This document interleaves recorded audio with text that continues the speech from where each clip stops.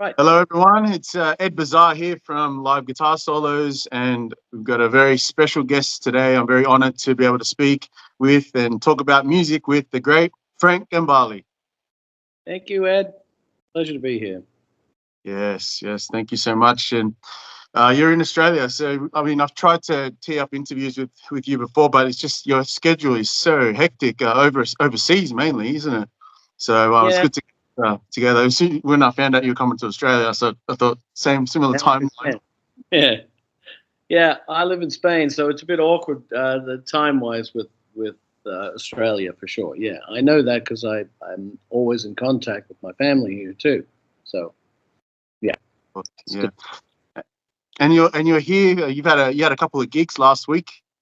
I saw some clips from it. What is it? Was it just because you were actually in Australia, or was it an event? No, Or I was invited to play. Bird's Basement's a wonderful club in Melbourne, and a friend of mine is the owner of the club and the whole building. In fact, Albert Dadon, and he's a terrific. He just loves jazz and guitar, and he's a big fan, and he gets me whenever I can make it down here. it's great. Yeah. We And did the whole. you had a workshop the other day as well.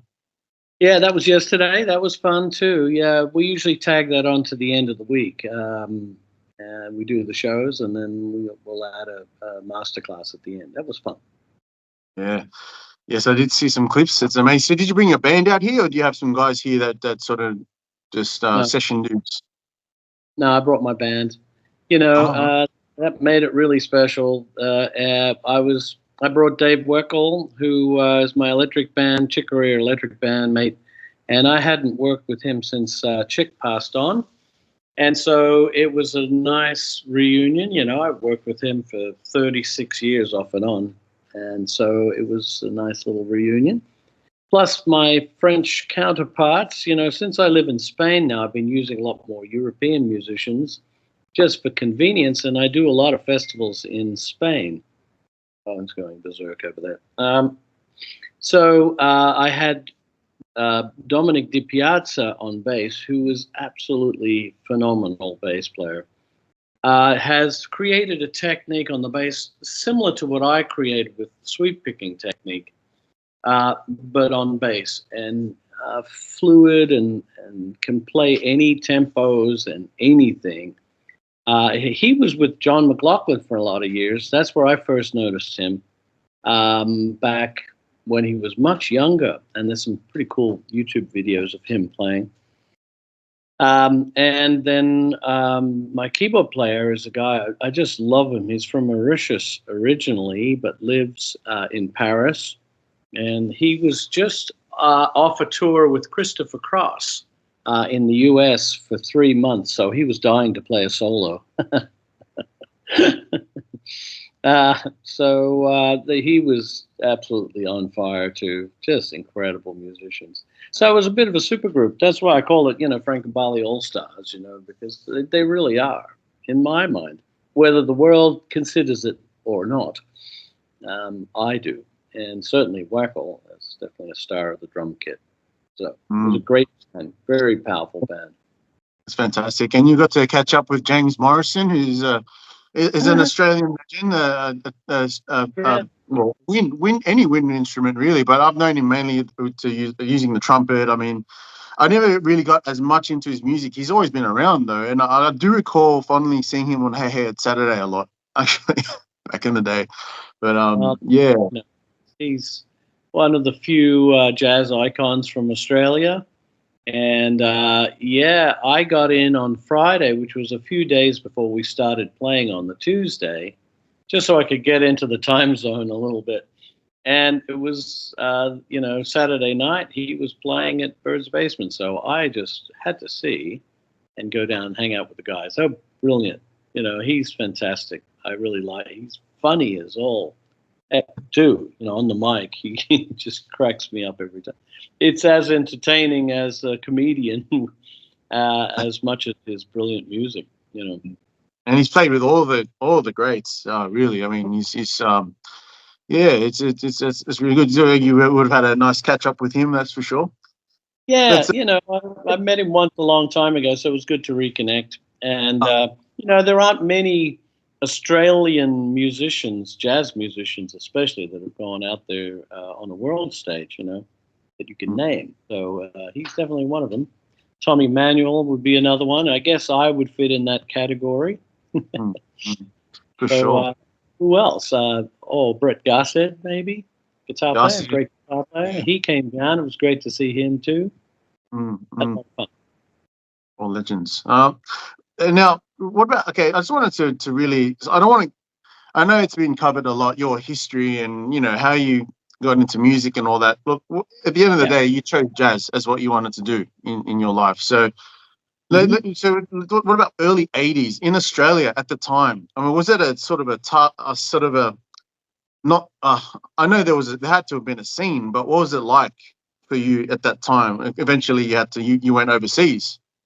Yeah. Well, I don't know if it's jazz what I do these days. I don't like to categorize myself only as jazz because it's so loose. It's like saying pop. What is it? I like to think of myself as, and I said this on the mic a lot, uncategorizable. Because I can go from a heavy bebop fusion to, a lovely romantic ballad with my wife singing. Duet. So, and everywhere, I want to go. I don't like to be limited. So having said that, back then, I was always in vocal groups in Australia coming up. We were doing Steely Dan tunes and Earth, Wind and Fire tunes and Eagles and Crosby, Stills and Nash and Grateful Dead. You kind of get the picture there. It was always vocal groups, and I always was one of the lead singers, or we always had at least 3-part harmony, which I still love to this day. My last 2 albums have been vocal projects.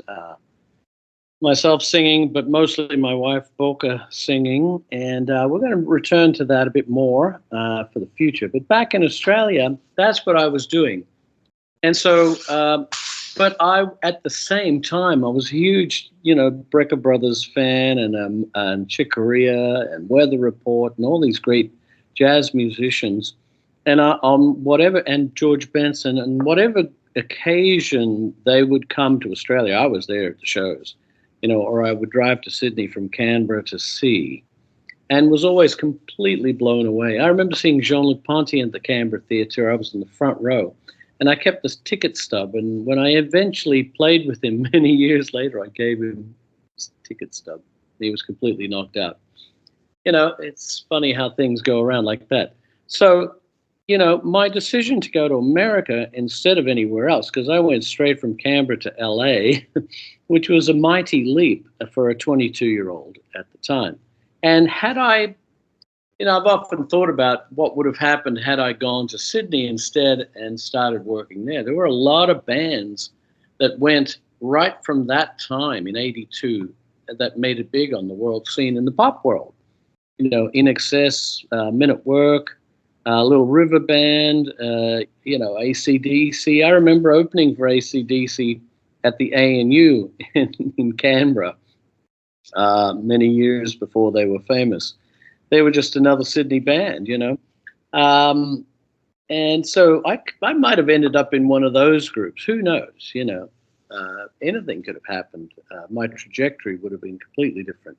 But I have no regrets at all. 36 years with Chick Corea is quite an achievement, I think. One of the greatest. He's the 3rd highest Grammy Award winner of all time. Most people don't realize this. I didn't know that. 27 Grammys and something like 40 nominations. It's a phenomenal record.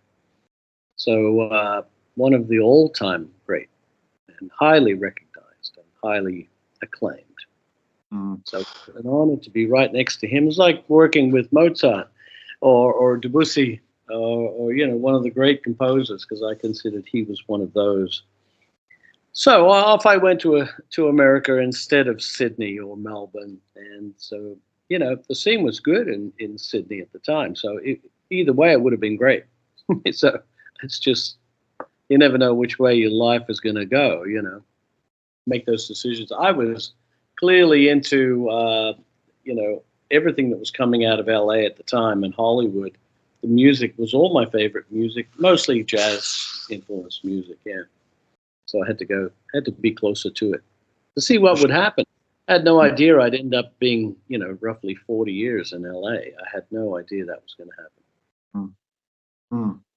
Yeah, so I mean, from me personally, I tend to go in phases. When I see something that excites me musically, I will listen to it all year for a long time, and then I'll just ingrain. Then I'll research. I'll just make sure I know and understand. So, Yeah. with you, I found out about you for the first time. I didn't know anything about you until I started this account, and then I started getting some of your posts coming up on my. I said, "Who is this guy?" And I found out your history and all that, and I was like, "Wow, how did I not know who Frank Gambale is?"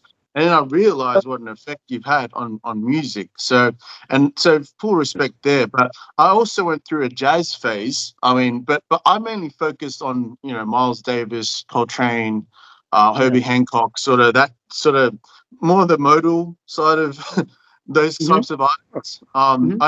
Chick Corea, I know he was just as much a part of that back then. Yeah. He wasn't on my radar, but when I found out who he was, and I was like, oh, it's amazing. And you got to work with him for so long. I mean, how did that opportunity come up for you? Well, I was one of the guys in LA. I already had a couple of records out at the time. And it was fortuitous because I was working. I did the first record I recorded on was by a guy called Jeff Berlin, bass player, and he booked Mad Hatter Studios, which was Chick Studios, and it was an incredible studio. There was all the artwork, covers, the originals on the walls from some of my most revered albums, and I recognized the whole space. From the the pictures inside album covers matched everything I was seeing, and Chick's Bossendorfer piano, I'd sit at it and play it. Wow. And I just was lucky. I was packing up my gear at one of the sessions, and it was a 2-story building, studios on top. Down below was all Chick's management and publishing and all that stuff. And I was packing my gear, and I saw a woman come out the office, and I approached her just by chance, and I gave her my card. I said, if Chick ever needs a guitar player, you have to call me. I'm a huge, huge fan. And she looked at the card and said, Frank Gambale, hey, I know you. My husband's worked with you. I went, what? Really? And her husband was the drummer Tom Brechtlein, who I saw play with Chick when he was 21 years old in Sydney. Yeah, he was a prodigy, and he's on several Chick Corea albums around that period, around the late 70s, early 80s. And so what were the chances of that? And she was Chick Corea's manager's secretary. And so 6 months later, I got a call. I was just one of the guys to consider. And it only took one song with Chick. He jumped up off the piano and came and shook my hand and said, your amp will be pointing this way across the stage. I went, what? It's already happened. He must have heard a lot of himself coming back at him from the guitar, is all I can say, because, I learned so many of his phrases and his music. He must have heard it coming back on the guitar. Would have been quite flattering, I'd say. Anyway, it was a match made in heaven. I was destined to be his guitar player for many years. I was his favorite, according to him. He said it several times, so I'm completely honored that that was the truth. And I loved him. He was an immense inspiration for all my life, for all my music and everything that I went off to do. He was always a point of reference, on what it is to be a great band leader, what it is to be a great musician, how it is to perform live, and the highest possible level of playing. So I still live by that and carry on the tradition now that he's gone. So it was just incredible. I still pinch myself, Yeah. What an honor. And just how that all worked out. So, mate, obviously you were a fan first, but you both became great friends through your careers together, for sure. Yeah, yeah, definitely. It was an incredible experience. Mm. So, what I just want to know what your thoughts are on in regards to. I mean, when we're talking about Miles Davis, like we're talking about a massive change in jazz in general, right? With the whole kind of blues sort of session, him and Bill Evans and all that. What effect did that have on you? Did you take much note of that when all that was happening, and then how he went from being he keeping up with the fastest of players in the bebop era to just melody and space, and that was pretty much the rest of his career. Like, well, what are your thoughts on how and the effect that it's had on music in general? Well, I think that whole modal period was pretty cool, actually. But at the time, I mean, when that was happening, I was too young. I was only about, 6 years or 7 years old. It was way too soon for me to absorb that. That '60s period, I was learning to play blues guitar from Hendrix and listening to Crosby, Stills and Nash and Beatles and all that stuff. So I wasn't ready for that when it was happening.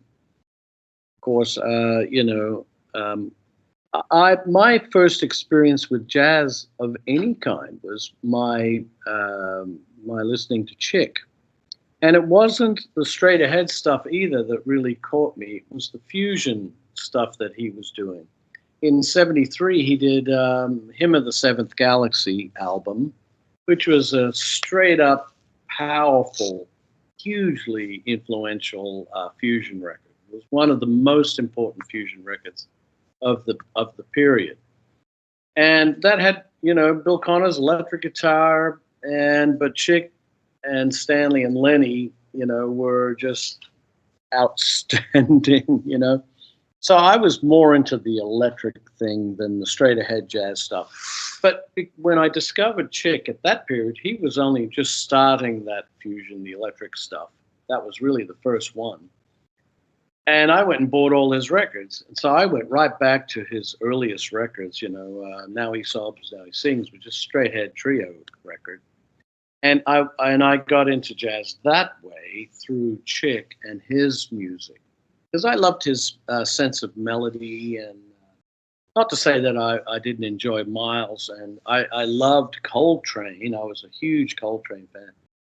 I think Miles was a great band leader, but as a soloist, I wasn't really too much into his playing. I was more into the people in his band, and so.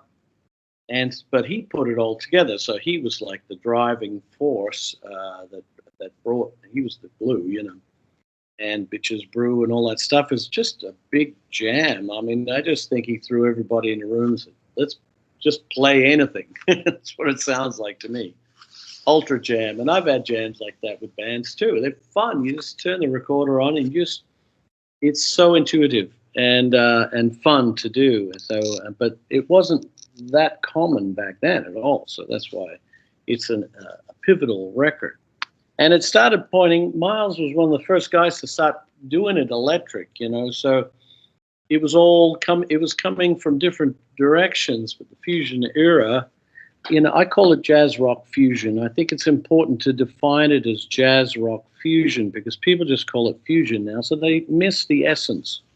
If you call it jazz rock fusion, it's the intellect of jazz with the power of rock. Because I think Hendrix kind of was the spark for the jazz guys.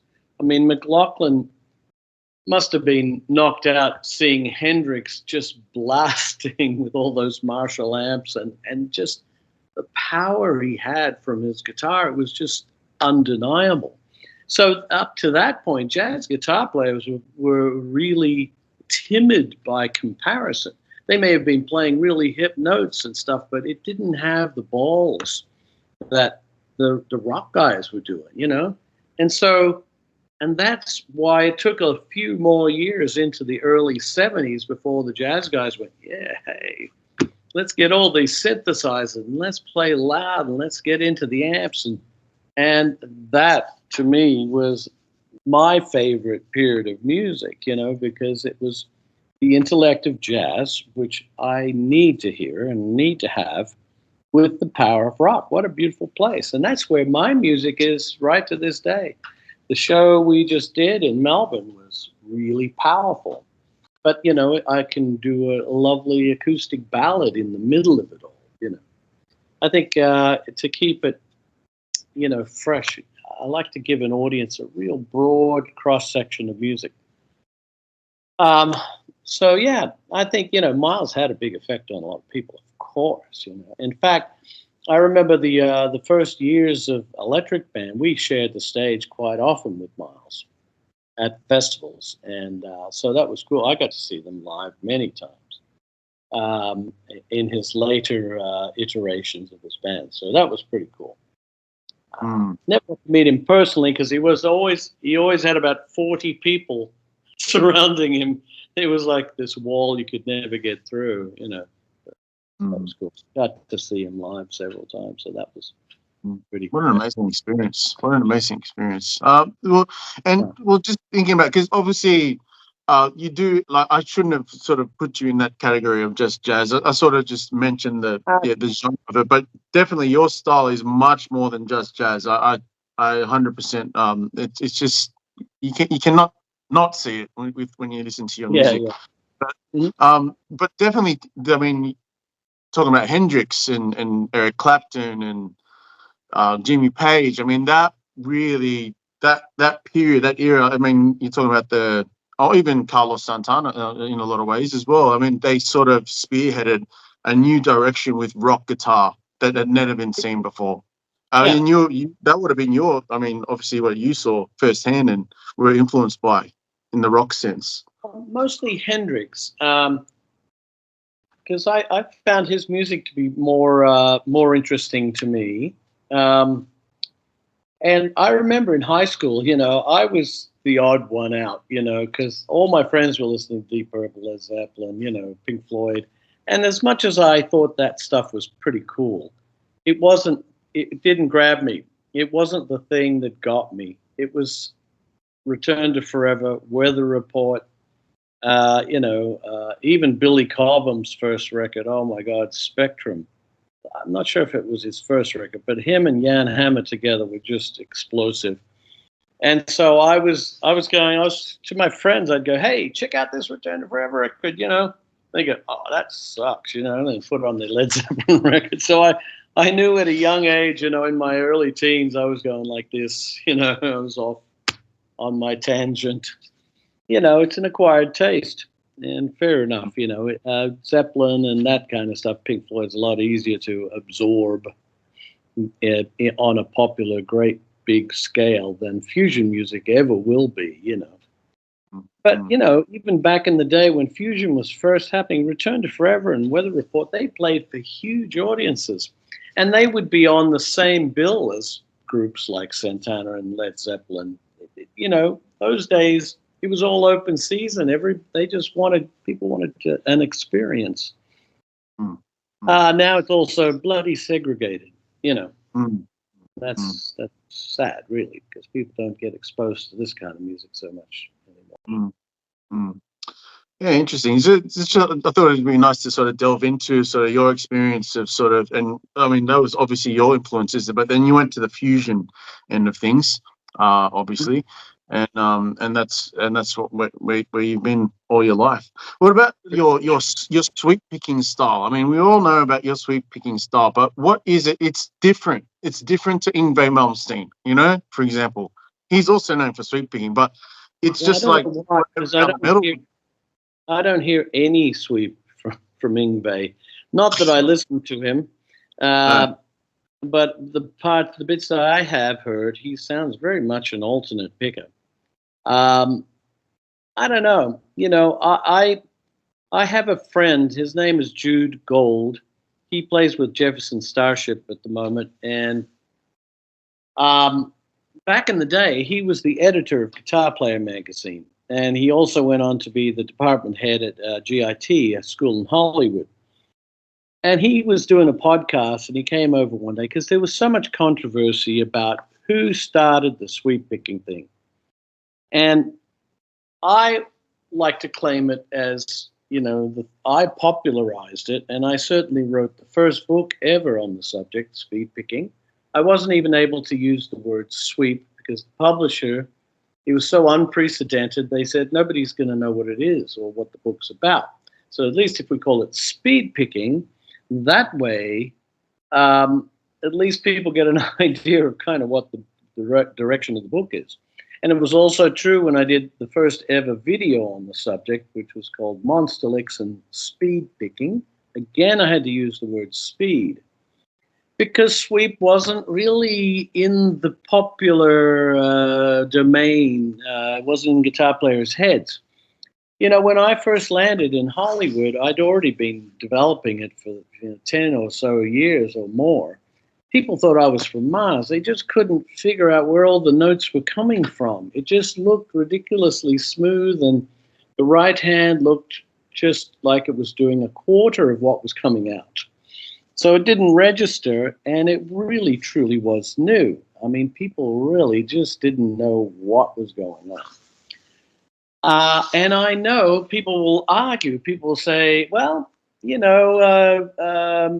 Les Paul, he would do these straight up triads, he would do that, on occasion. And it was cool. So the germ, I'll say, the very seed was an obvious thing on guitar, but nobody developed it to the extent that I did, or even laid it out for others to learn. And that's an important step. And things I do, nobody else ever did, whether it's across two strings or three or four or five or six, the extreme. And nobody connected these endless flowing lines that I did. So my friend Jude Gold was coming over one day to my house in LA to do a podcast. He does a podcast. And he said, Frank, why are you arguing with people, claiming to be the originator of sweep picking? Why don't you just give it a name? There's Travis picking, people give it a brand name. And so now I thought, man, that's completely brilliant. He says, why don't you call it Gambale sweep picking? Nobody can argue that. It's my brand of whatever. If it did exist before, nobody does it like I do. So let's call it Gambale sweep picking. So that's what I call it now, to to get rid of all the argument, because I don't need to have the argument. I know what I've developed, and I know what I contributed. And I will say that equally important as the sweep, if not more important, is my Gambale tuning that I discovered 20 years ago. I don't know if you know anything about that. There's an album I did called Raison d'Etre in 2003 with Billy Cobham on drums. I discovered a tuning that, I've worked and I've explored open tunings, where you move the strings around, you make it an open chord or whatever. Those are all well and good, but, all the fingerings, as you know, change on the instrument, and it becomes another instrument where you have to learn to play it again, because you may work out a couple of little things that you memorize, but you never have the same freedom that you do with standard tuning. Well, it only took me 40 years to figure it out, but what I ended up doing was the tuning. I'll tell you what it is. Imagine a fifth fret capo. Those are the notes of the open strings, except the two high strings are down an octave. So now instead of a stretch like absurd to play a half step interval, it's a simple, looks like a major seventh interval to play a half step. So now I can play any keyboard voicing, 4 or 5 note keyboard voicing, that are entirely impossible with standard tuning. But the glorious thing is, because it's essentially still guitar tuning, if you play a D chord shape or an E or an A, anybody can pick it up and play it straight away without the learning curve that you would have with the other alternate tunings. Because you change the note an octave, it's still fundamentally the same note. This comes out a different voicing. And so, boy, I'm just having a ball with it. I play keyboards too, so this is kind of what led to it.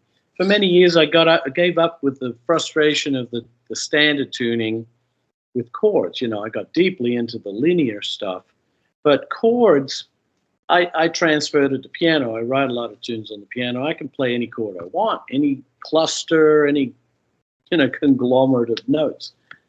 Guitar was never able to voice exactly as I wanted until now. And, 20 years I've been doing it. And I think the guitar community is very slow to catch on to this. If people would give it a try, I tell everybody about it. I'm going to do a video for my online school soon, because I want to really promote the concept.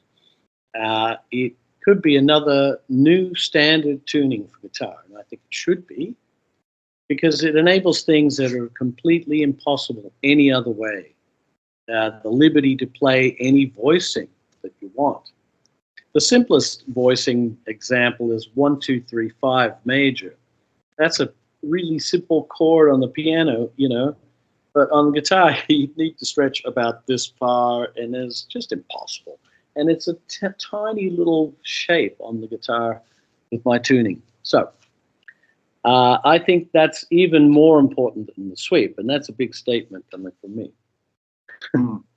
It's just with how you described it, it's I'll have to do a bit more research, but it sounds as if you're wanting to play something along with the keyboard, let's say the keyboard does a solo, or you're doing some sort of melody together. Mm-hmm. He can do whatever he wants, but you can also follow in just the same, no matter how high he goes or how low he goes. That's what it sounds like with what you're describing. Well, it's really for chords. The beauty of this tuning is chords, chords, chords. And I'm a huge fan of chords and melody and, guitar melody, chord melody stuff is amazing on this tuning. And I can play any chord that the keyboard player is going to play. Yes, I can in most cases. So that it's not possible any other way that I can think of with the same level of ease, because it's essentially a standard guitar tuning with a couple of strings in a different octave. So, yeah. It's like you're simplifying but with this concept, you're making it easier to be able to express in more different ways. Yeah. Well, for me, someone who's been playing guitar 50-something years, it's great to hear something fresh coming out of the guitar that's not a big stretch. You can play all your standard chords, but there's a million new ones that were not previously possible. Kiesel, my endorsement company, they made me a double neck guitar, which I use on several tunes in my live show, because I like to play that tuning. I still like to solo with a standard tuning, so I have the two necks. I have to learn both my songs in two keys, unfortunately, but that's all right. It's a marvelous thing. Honestly, it's a really groundbreaking discovery. Yeah. I think it's great to hear the innovation there. Like this, it's not just there's more avenues we can take with guitar with this kind of thinking and concept that you've created yourself. I definitely want to look more into that myself. But what about, okay? So your sweep picking, it's definitely distinct. There's everything else, and then there's Frank Gambale sweep picking, and that's sort of what you're saying, because I hear a metal guitarist sweep picking. I'm hearing the chord. I'm basically hearing the chord. With you, I'm hearing it, like, not to say it's any less. I'm hearing a video game. Like, sounds like it's not real. Like, it's which is amazing. It's just it stimulated my mind when I heard. I was like, I need to hear more of this. Excellent. I like that description. What is it? Sort of the way you've approached it different to how everyone else is doing. Yeah, well, I took it further. I've taken it to the moon because it's not, a lot of people do the big sweep across six strings, and that's cool, but it's like eating pure sugar. That's like the extreme effect.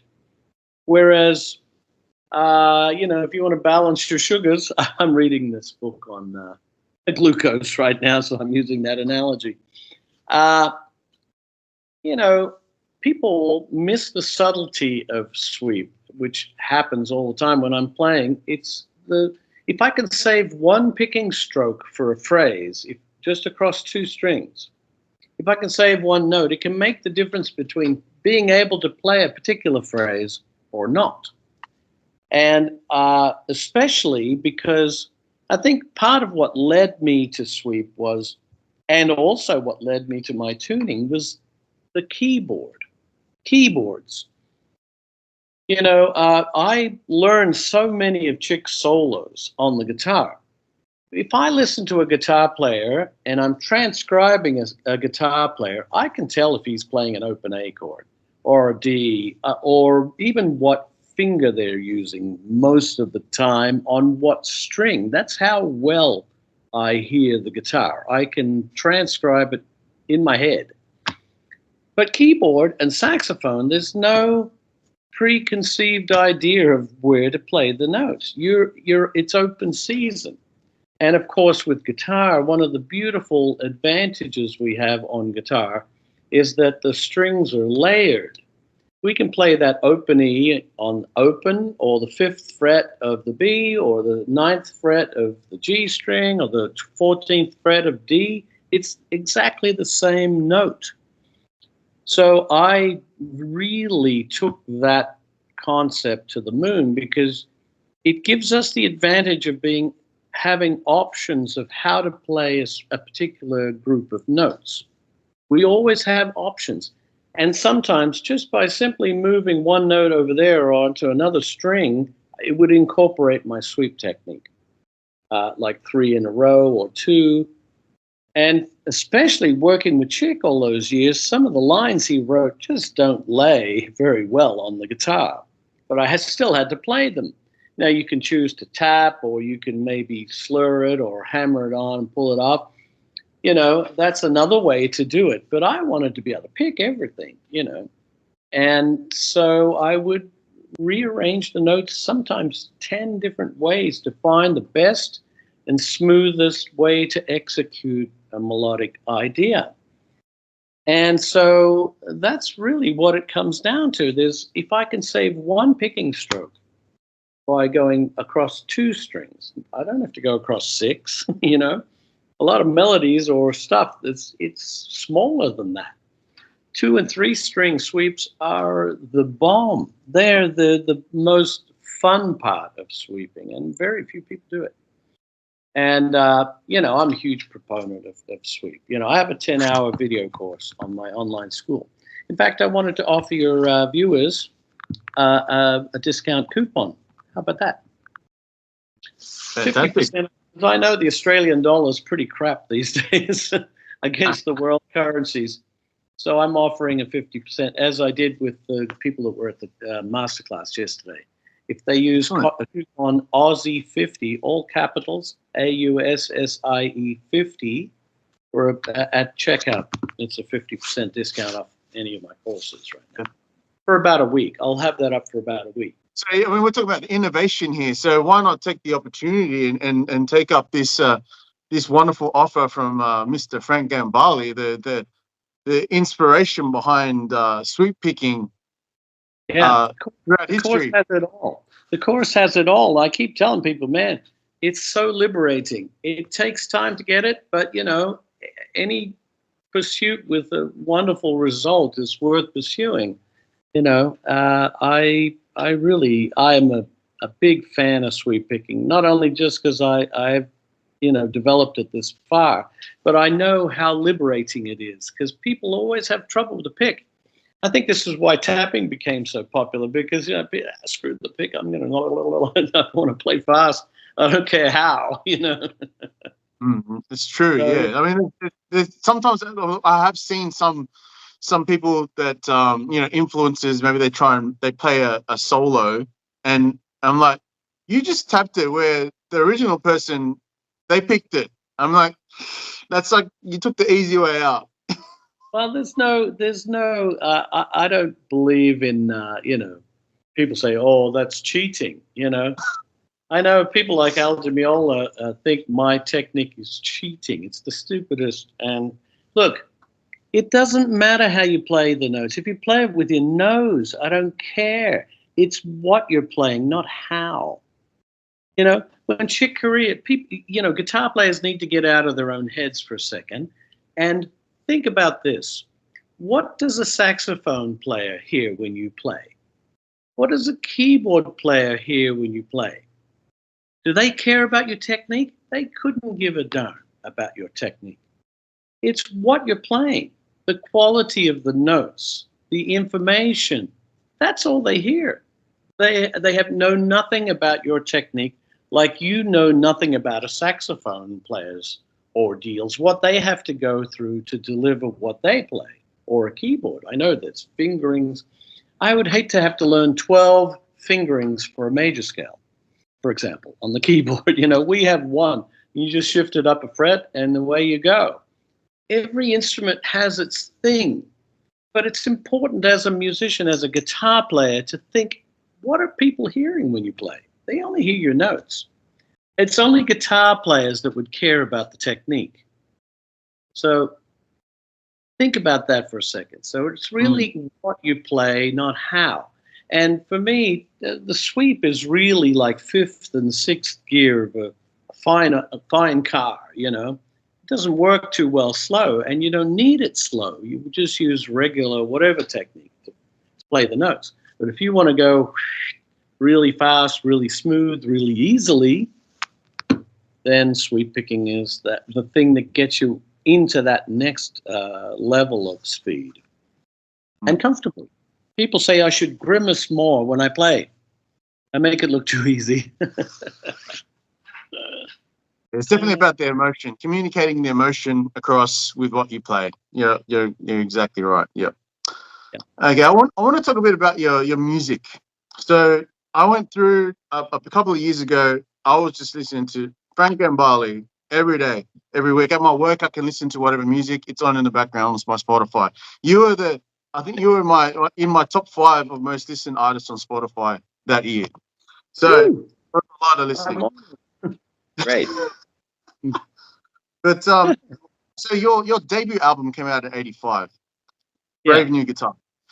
Yeah. I mean that's that whole, like you were saying, that sort of that it was that '80s sort of fusion. Had a very soulful, funky groove to it, R&B almost. My favorite song from that is "Song for My Family." I mean, I'm all about the melody personally. I love it all, but that really spoke to me a lot. I mean, so that was your first album. Were you just were you crazy writing at the time, and you just went, look, this is what I got? I was, I was a student at GIT for a year, and I had a lot of time. I took a year off just to be a student, and I was practicing a lot, and I was writing a lot. It took me a long time to be happy with my own compositions, because think about it. When you put your music out there, you're out there. You're sticking your neck out and look at what's around, look all the great artists that are out there putting music out, It's a high standard. Well, most of it is, not so sometimes, but, I like to keep the standard high. So I was finally at a point, I had a lot of music in my head. I had a lot of influence. I'd had a lot of experience playing live. I saw what works, what doesn't work. And I'd been writing for a long time. And so when you know, they always say your first album, you got your whole life to do the first one. It's the second one and the third one and the fourth one that's hard, right? Because you have a lot less time. And if you're on a contract, they want a record every year. You gotta deliver. And I wanted to keep delivering at a high level. So yeah, I forgot the question. I think. Oh, that was your first album. So you were, I mean, from what you just told me. So you found the best musicians you can, and Yeah, you got it done. You just put it out to the world, and you thought, well, it starts from here, right? Is that how it's right. sort of been for you? Yeah, I was lucky to find some good musicians that could play the music. Not all of it is easy to play. There are a lot of great musicians all coming up at the same time in LA at that time. There were a lot of great players, and I would often go out to the clubs and see who's who, and I would just say, "Hey, you wanna be on a record?" You know, I remember Steve Tavallone from my second record. I saw him in a club and I just fell over. I thought he was the best horn player I ever heard, and he went on to do a million movies as not Hans Zimmer, but one of the other top film composers. I mean, he gets movie credits all the time now because he's amazing. And he plays iwi, the electric wind instrument, and so it's a million different sounds that he can create, anything. So anyway, you know, I would go out and see the musicians, and I'd try to find some great cats to play with, and I was lucky. I got some good players on that record. But I also it was the first record to really feature my technique and my compositions at the same time. And I'm glad you're talking about the compositions. People focus a lot on the technique, which is cool and of course important. Mm. But I've written a lot of cool music too. Absolutely. Yes, 100%. So from what you're saying there, you hustled. You got out there. You said, you knew what you could offer to the world, and you just Mm-hmm. you just put your name out there, and you just went from Yeah, basic nothing, right? And then you built what yeah. you built. I was young, you know. I was only 25 when I did that record, so it was a pretty good record for 25, you know. And the second one was even better, I think, A Present for the Future. There were people that were starting to notice there was something happening here. The first record made a bit of a dent, and it actually got played on jazz radio. I'll never forget driving in LA one crazy traffic jam afternoon drive hour, and the main jazz station was playing Spending Sunday with You off that record. And I'm going, hey, it's me. It's me. I'm trying to get everybody's attention, you know. I was so excited. First time I ever heard my song on the radio. And so that was pretty cool. But the second record, you know who Jerry Garcia is Yes. from the Grateful Dead? I mean, the Grateful Dead were the biggest grossing band in America at the time. They made millions every night, and there was a huge following. And Jerry Garcia was really the main figure of the band and the guitar player. And I was a big Dead fan because I reckon improvisation was a part of me because I was influenced by what the Grateful Dead were doing. They would, you know, one record would be all one side would be one song, and you turn it over and it continued on the other side of a record, you know.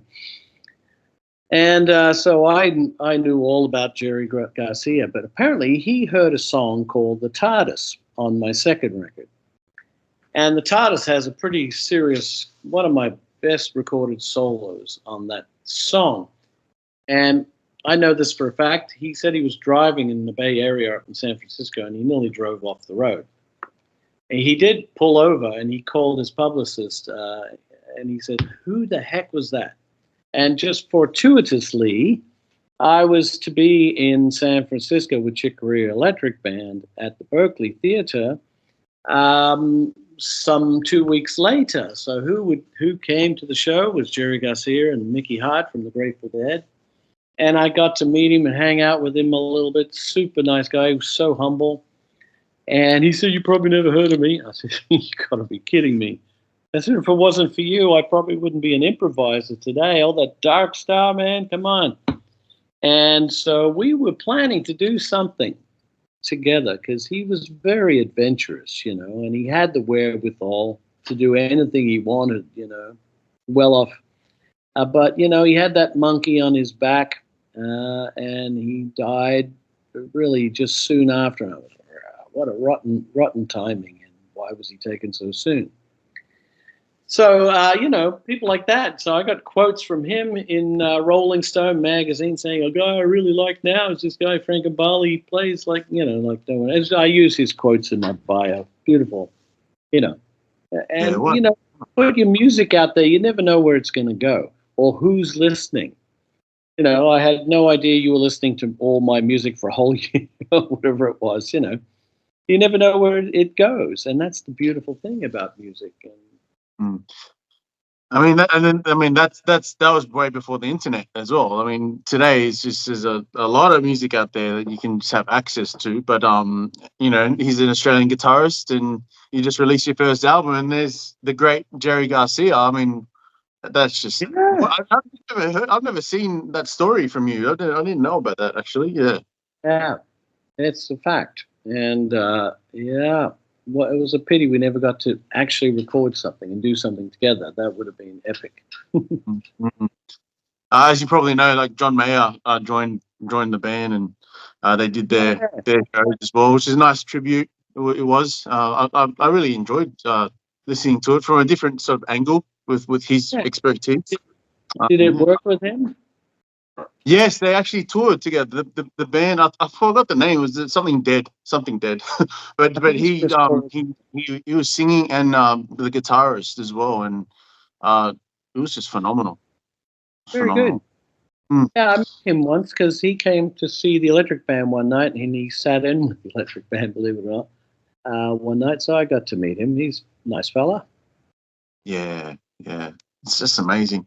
So, but like you said, so a present for the future. So, my favorite song from that album is the Natives song. The Natives Are Restless. Yeah, that is like a soul funk hard rock fusion. I don't know, on roids. I don't know. It's wonderful. But your solo in that song, straight up, when I heard that, I thought, have you ever heard of Buckethead? The guitarist Buckethead? He's like that. I'm like, this is Buckethead. This is like innovative stuff. I don't think anything would have sounded like this in the early 80s. I mean, no. Well, that's what I was talking about. People, thought, what the heck? Where are all these notes coming from? And seeing it was even more shocking because of, hearing it, you can hear the notes and you go, well, I don't know how it's done. It's like when I first heard Holsworth. I had no idea. I heard Holsworth the first time on Jean-Luc Ponty's Enigmatic Ocean, the first track. And when he comes in, it's like the angels in heaven speaking. It was the tone and the notes. It was just no idea how it's possible. And that's what people were hearing with my records, But then seeing it made it even more strange because it didn't compute. It just looked too easy that to be happening. So yeah, that was a great time. Did you ever get to meet Holdsworth, by the way? Did you ever get to meet Alan? I did a record with him. You could check it out. It's called Truth in Shredding. Yeah, I produced the record, and the money behind the record wanted us to play long solos. And it's the first time I ever had a contract where each solo of each song by me and Alan had to be at least 2 minutes long. So I had to time choruses. I mean, who does that anymore in a contract? Obviously, clearly a guitar nut. And it was his dream to put the two of us together. And so it's a pretty cool record. It's out of print now. You can see there's some CDs floating around, but they're asking way too much money for it on eBay. But Truth in Shredding. Yeah, I'm going to check that out because I haven't seen that. I didn't know about that. I didn't see that on Spotify, obviously. I mean, you expect all the stuff to be on Spotify, but sometimes there's things missing, But sure. That's So I got to do more than meet him. I was a big fan. His music was very esoteric, so not everybody could really get it or understand it. So that was sad. He deserved much more than he received in his life. Um, so, and I realized I don't want my music to be esoteric. I want people to like my music. I don't. I know a lot of weird chords. If I want to just go chord, chord, chord, weird chord, weird chord, weird chord, you know, I don't want to do that. I want a melody, like you say. I'm a fan of melody and harmony, and I try to find chords I've never heard before in my song, in every song. And That's that's a good sound. Because I I, think Alan had a lot of dissonance in a lot of his yeah. music. Maybe that's why I didn't connect. But if from a guitarist perspective, it's like, Oh God. oh my goodness. I know, I know, I know. I always told him you're 50 years ahead of your time. Every time I met him, I would say just shower him with love and admiration.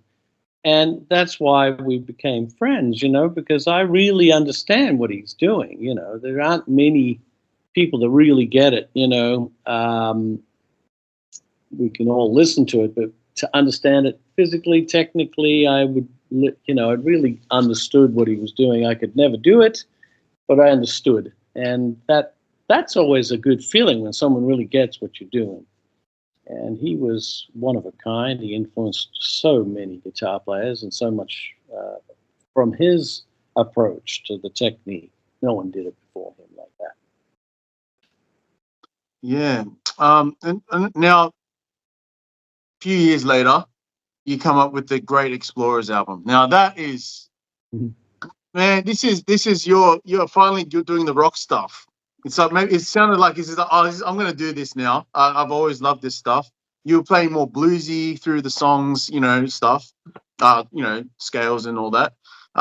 But it was sort of like your Satriani moment. I know you're both professionals and the top of your game at what you do, but just to sort of say the similarities in that sense, because you were doing a lot of the fusion stuff, but this was in that territory. And Yeah, when I saw that, I was like, this is different. I mean, I've never seen a fusion guitarist ever go into that territory before and be convincing. yeah. People say I should do more of that. Because that appealed to a much broader audience than usual. And I even had Satriani's band. I had Stu Ham and drummer Jonathan Mover. That's his name. Jonathan Mover and Stu Ham. And I ended up doing quite a few things later with Stu. And yeah, that was definitely rock. Have you heard the Gambale Ham Smith records? I haven't. I've heard a little bit. Yes. No, I know you did work with Stu Ham. You guys did a couple of albums together. Your Yeah. trio. Your trio. Oh, they're devastating. They're, just full on fusion music. Yeah, Mm. they can Yeah. make music on those But those records. They're everyone, you just got to wonderful. check out the album Great Explorers from Frank But Gambale. You will be floored at what is yeah, covered in that music. It's not fusion anymore in that album. It's full rock, the riffs, everything. yeah, It's yeah. I it's like that one. fantastic. So what about some of the songs? Some of the songs you've released is, I mean, you got Uluru, Bondi Beach, Circular Quay. I mean, Yeah, you know, they're all they're all Australian. Bondi and Circular Quay are in New South in Sydney. This is like my area, you know. yeah. So you must have had a connection to these places to be able to write a song about them. Of course, I love Australia. You kidding? My formative years were Australia. I grew up, in Canberra, but I got around Australia quite a bit.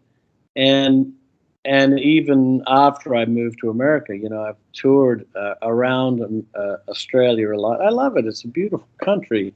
I'm sad that am unable to live here now for mostly for logistic reasons.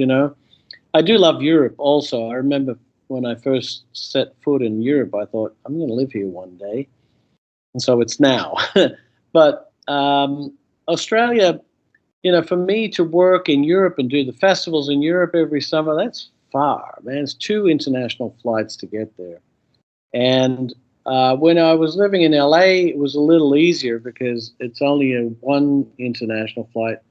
to Australia or to Europe. So it kind of was in the middle. But now in Spain, it really makes Australia far, and that's part of its beauty, and what makes Australia great is that it's so separated, and some would say isolated, but I think that's part of the charm. Um, so yeah, I always like to give a few things some Australian titles. Dawn over the Nullarbor is another one. Yeah, Yeah. Ah, Australia. that's nice. I just thought you must have spent some time in Sydney to write those circular Oh key, like, yeah, oh yeah. and We used to with the play in Q, you disco. the Q, not the K. Yeah, yeah, of course. Yeah, a lot of people don't know how to pronounce that. Quay? No, it's not a quay, mate. That's funny. Like, Yeah, they know what a key is. that's fantastic. So obviously you're living in Spain. So you're, I mean, you obviously have such a following in those areas, and I've heard Spain is a beautiful place. Like, it's just phenomenal. Like, you got the scenery and the people and all and everything. Yeah. So why did you choose Spain, and what's the scene like over there? The jazz, or I mean, well, the fusion scene over there. Well, I fell in love with Barcelona first, and Barcelona. I remember being there in the early Electric Band days when we were on tour. We toured everywhere in Europe. I've been to every major city in Europe, and you could really live anywhere in Europe. It's a wonderful community of countries, and it's so steeped in common sense and for the good of all, which is a beautiful sentiment. It's one of the last unions that I think is truly democratic in every way. And I fell in love with the art of Salvador Dali and Picasso and the architecture of Antoni Gaudi, and it's all in that region of Catalonia where I live. I'm just up a bit north of Barcelona, and that's where they all live. Dali's house is about an hour up the coast from where I live. And I just wanted to immerse myself in that art and the people that are inspiring to me. I just love the city. There's a happiness quotient there that is, it's a little intangible, but you really know that the people are happy to be there. They love their city. They're proud of their city. And you feel it. There's old couples. People live to really old age there, and there's a sweetness to it. And it's a very self-contained country. They're very smart. They make everything. They make cars. They make refrigerators. Not everything's made in China. You know what I mean? It's like they make things there, and they're the fruit basket for most of Europe. Olive oil, and yeah, they're very productive, and people are happy. It's a beautiful lot. Sunny. It's sunny and beautiful, and it's on the Mediterranean. I originally thought I don't care where it is as long as it's on the Mediterranean. There's something special about that sea, and it's amazing how clean and clear it is after all these thousands of years of colonization right around it. It's still amazingly beautiful. Hmm. So yeah. Music over there, the music scene, because I know there's a lot of festivals that you're touring constantly around there. Yeah. What's it like from your perspective? I do a lot in Italy, because I'm Italian and I speak fluent Italian. The Italians, embrace me as their own. So I get to do a lot of work in Italy, and God bless them. That they're a little disappointed I didn't move to Italy. But I just was more attracted to Spain, but I visit Italy a lot. So, and the scene is good. There's a lot of jazz going on in Europe. I follow a long tradition of jazz musicians that have moved to Europe because there's a different level of appreciation. Although there are jazz festivals in America and everywhere else, it doesn't have the same level of concentration as it does in Europe. and with 27 countries to play in, it's a very tidy and wonderful place for a jazz musician to be. That's great. Yeah. Well, so I just we're going to finish up very shortly. Just wanted to ask you. I meant to ask you a bit earlier when we were talking about Australian jazz. So I had a friend over yesterday, a family friend, and we played a bit of music. He loves jazz. He's more into the standards or sort of Harry Connick Jr. sort of style. But he was talking about the artists. I asked him what Australian jazz artists were around back in the day. He mentioned George Goller. Yeah. Did you have much to do with George? Because he still just released an album a couple of years ago. I'll tell you a story about George. I owe him a great debt. When I was a youngster, about 15, George came to a music shop in Canberra to do a seminar, and only 3 guitar players showed up, sadly, and 2 were complete beginners. And I was full of questions. What scale do you play on this? What's this chord voicing? How do you do this? How do you do that? The poor guy was completely exhausted and couldn't wait to get away from me. I had taken pages and pages of notes. What scale do you do on this? And what's this mode? How do you... The poor guy. I flushed him out completely. But it was amazing. He showed me a lot of info. And I took that and I went from there, And so, God bless you, George, wherever you are. I have to get in touch with him and remind him, see if he has any memory of that crazy kid back in Canberra. That's amazing. What a story. And then he's such a great guitarist, a jazz guitarist in Australia. He's the main name that comes up, from those years. That era, yeah. He played with Don Andrews. Was it Don Andrews? Something like that. The flute player. They were always playing together. Don Burrows. Don Burrows. Yeah. Been a while. Don Burrows was also terrific. And they were the main guys back then. And I was lucky that I got to touch base a little bit with George. He was terrific. Yeah. So what's coming up in the future for Frank Gambale? You just released a single this year, which is nice. It sounds like stuff. Yeah, which is great. It's called All In. The name of the song. All In is it's kind of a fusion tune, that one. That's dedicated to the drummer on that record, and on my Salve record, the last record I did, he passed away recently, way too young. So that All In, I'm going to do a video for that tune to promote it a little bit. I think I'm only doing singles these days because people, I don't know, the attention span is when I look at the statistics on my YouTube channel, it just cracks me up. After 15 seconds, a good 50% have already rolled off. What can you get in, 15 seconds? How can you develop any kind of a theme if you don't have the patience to let it happen?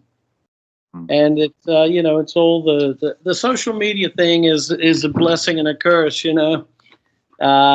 People's attention, if you don't grab them with something crazy right away, they're going to switch off. And a surprising roughly 10% make it to the end. Isn't that staggering? Yeah. Yeah. You're missing a lot of information and context and, You're missing the point. It's like if you had if War and Peace, the novel, had its climax on the 3rd page, why would you want to read the other 1,000? Stories need to unfold. You can't, I could go on and on about that, but it's just the truth these days. So for a whole album, I don't know if people have the patience anymore, so I'm doing singles that only 10% get to the end. You hear the whole song and to see where it developed.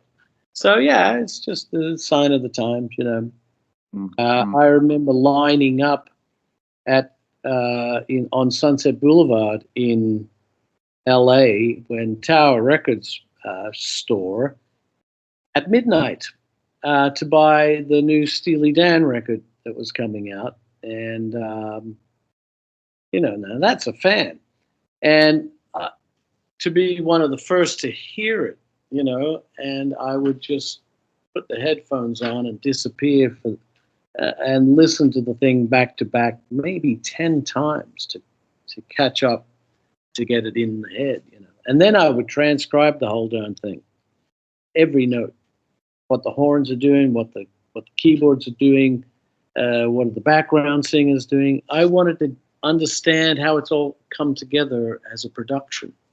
And that's essential if you want to write music and make your own records. It's good to have an understanding of how it all goes together, and an understanding of all the parts that go to make up a song.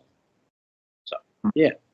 That's totally So understandable. I that's think 15 seconds of, listening to a YouTube video just to make that extreme comparison of what a fan is, the internet has changed a lot of things. I mean, I think I'm probably one of the last of the generation that could appreciate actually going to the CD store, and spending your hard-earned money, as a kid, or what little of it you had, to go and find, and you stand there for ages. It's a lot easier today, and we probably got access to more, which is great as well. But just the whole experience of it is totally different now. I think like as I said, I still go through those phases. I will listen to it. It's sort of the old school mentality, but also I think my appreciation for music is what sort of accentuates it a bit more. Maybe makes it a bit easier to do. But you're right. But just the attention span is definitely shorter for a lot of people out there, for the general people out there. But I think you really have to search for the good, because there's good stuff out there today. There is good music. Oh, no kidding. Yes, there's always good artists. To me, I only define music in two ways. It's either good or it's bad. My daughter is 15. She listens to music all day long, in any situation. She's never paid for anything, any music. And so that's not good for musicians. If people understood the effort that goes into making an album, the time to write, the time to deliver, and record and pay the musicians in the studio and just it's incredible the effort that goes into making an album. Not to mention the experience of the musician to be able to deliver something worthwhile anyway. And for that to be free, or Spotify near free, I mean, it's 0.0003 cents a spin or something. I don't know who negotiated those numbers. It certainly wasn't me, and it certainly wasn't musicians. But that's what it is, And so the industry keeps morphing, With 100,000 songs going up a day on Spotify, it's pretty freaky. People are abusing the system too. They're just putting up like white noise or something, and then they just somehow generate plays. It's just, AI music now. I mean, I think that's banned from Spotify, but I mean, it's just going to keep evolving. Now you got companies where you can actually make your own AI music, which again, there's benefits, but then there's that sort of side. It's like, what, real artists are going to compete with the AI on the charts or whatever? It's dumb. It's dumb. The whole thing's dumb. I've generated some videos with AI, and I have to say they're not there yet. I for this All In song, because it's dedicated to my dear drummer friend who passed on, I wanted a video of a drummer on a stage with an empty theater, the lonely drummer.